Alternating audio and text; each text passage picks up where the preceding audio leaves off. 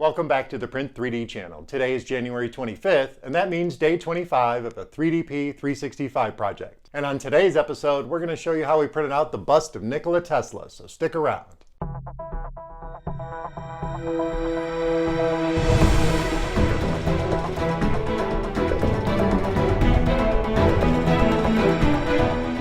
Welcome back, and thank you for joining me here for day 25 of the 3DP 365 project. If you're unfamiliar with the project, check out the description below. I put a facts section down at the bottom that'll give you all the details. But on today's episode, we printed out the bust of Nikola Tesla. If you know anything about electronics, then you know who Nikola Tesla is. He is a Serbian-American futurist and inventor who is known for his contributions to the modern AC, or alternating current electrical system. And he's one of my heroes in the world of science. So when I saw this bust of him up on Thingiverse, I knew I had to print it. So let's head over to Thingiverse and I'll show you where to download the model. Then we'll tab over to Simplify 3D and I'll show you my settings for this print. Then we'll meet back here at the workbench and we'll talk about the print. Okay, so here we are at Thingiverse. Here is the bust of Nikola Tesla, and I'll put the link down in the description so you can download and print this yourself. And there are a couple different versions, and we printed version 3. So let's tab over to Simplify 3D and I'll show you my settings for this print. Okay, so here we are in Simplify 3D, and here's our model down on the print bed at 100%. And this is my factory file because I did add some support, and I did try something new. After watching a video by Uncle Jesse For Real, aka Clayton Parker, and I'll put a little link up in the top corner so you can check out the video that he made, I decided that I wanted to start using some of these helper discs. And I'll put the link down in the description so you can download your own set of helper discs to use with your prints. And these are super handy. Basically, the principle behind these is you add these to Simplify 3D and you move them into areas where you think that might be trouble when you're printing, some places that might curl up. And then during the slice, these are added into your print, and then you can easily just trim these off because they're 1 or 2 layers thick. And he does have an option for a 2 times and a 3 times thickness up on Thingiverse. So these are very handy, and you'll be seeing a lot of these in my future videos. So let's check out my process settings for this print. Under layer height, we did a 0.2 millimeter layer height with 3 top solid layers and 3 bottom solid layers and 3 outline perimeter shells. We also used the start point in the farthest corner, which is 300 millimeters in the Y. We did run a brim by entering 0 in the skirt offset at 4 outlines. For infill, I used 20% on this print.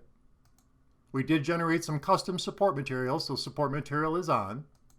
For temperature, this is MatterHackers PRO PLA, and I like to drift between 205 and 208.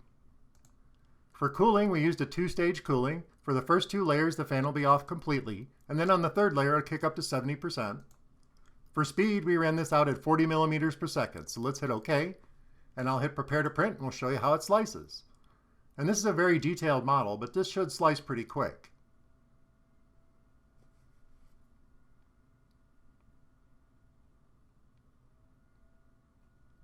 All right, there it is. It's a 4 hour and 59, roughly 5 hours of printing, and it's going to use 73 grams of material. And this is a very, very cool print. The way this turned out is awesome. So let's play this through so you can see how it works. And you can also see how my helper discs have been included in the print. And there's the helper discs, and we can easily trim those off. And there is a lot of support material because I did have to turn this model quite a few different directions to get him in a good printable position.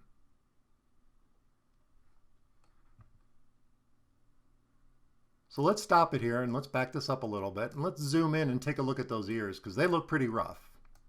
And I want you to see how thin that they are because they were very difficult to print, and I was very concerned that they weren't even going to print because there are some holes in there. There is a hole right there. But it did print, and I'm really anxious to show you the results. So let's fire up some of that time-lapse footage and I'll meet you guys back over at the workbench.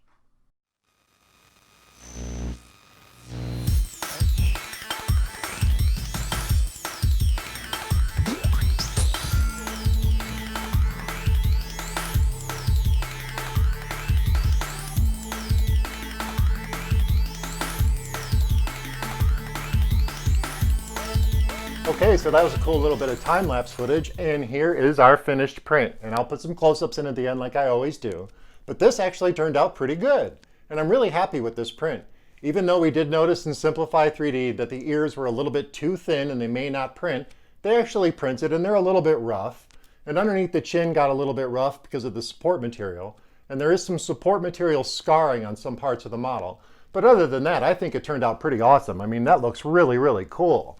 And this MatterHackers PRO PLA in the color of gold really helps this model shine.